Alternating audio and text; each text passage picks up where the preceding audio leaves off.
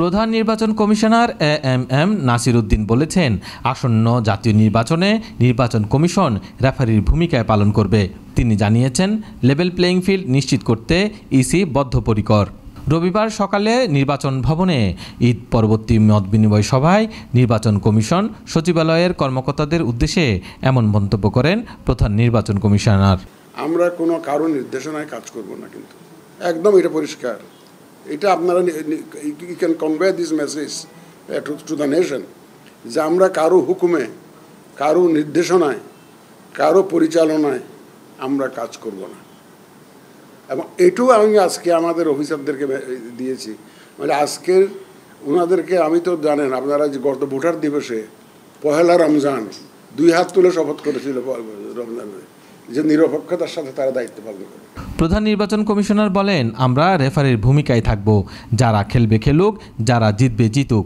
আমাদের কাজ হবে লেভেল প্লেইং ফিল্ড তৈরি করে দেওয়া, সেটাই আমাদের অঙ্গীকার।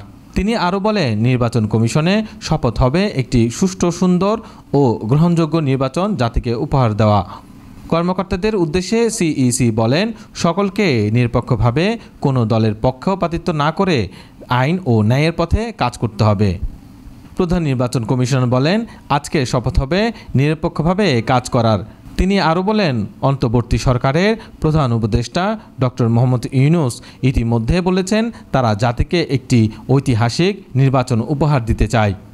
ইসির প্রতি আস্থা রেখে এমন বক্তব্য দিয়েছেন তিনি।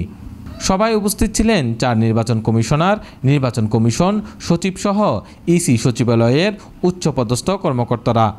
সিইসি জানিয়েছেন, নির্বাচন সম্পর্কিত প্রস্তুতি অনেক দূর এগিয়েছে। বাকি কাজগুলো দলগতভাবে শেষ করতে হবে বলে জানান তিনি। সুষ্ঠু নির্বাচনের প্রত্যাশায় দেশবাসীও চাইছে নির্বাচন কমিশনার রেফারির ভূমিকা পালন করুক। একটি গ্রহণযোগ্য নির্বাচনের দিকে এগিয়ে যাক দেশ।